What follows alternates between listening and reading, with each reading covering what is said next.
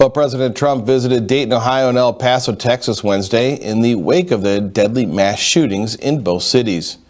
The carnage and violence leaving 31 people dead. The accused domestic terrorist in El Paso had in the past echoed language used by Trump when talking about immigrants. Specifically, he agreed with the notion that migrants and refugees constitute an invasion. Landing in both Dayton and El Paso Wednesday, Trump was greeted by protesters. Boris Sanchez reports.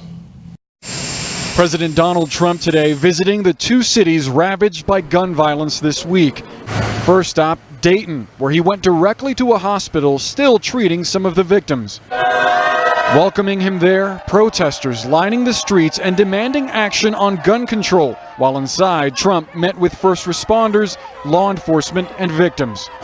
Local leaders who briefly spoke with Trump on the tarmac later talked about pushing the president to act. I think he heard me. I don't know if he will take action. Do I think that we're going to see another mass shooting tomorrow or Friday?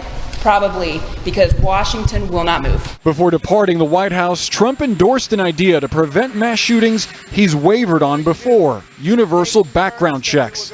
There's a great appetite, and I mean a very strong appetite, for background checks. I think both Republican and Democrat are getting close to a bill to doing something on background checks. One of those Republicans, Pennsylvania Senator Pat Toomey, who just reintroduced a bipartisan bill that includes background checks. He told Jake yesterday he's talked several times with Trump this week about it. Did the president say that if your legislation passes the Senate that he'll sign it?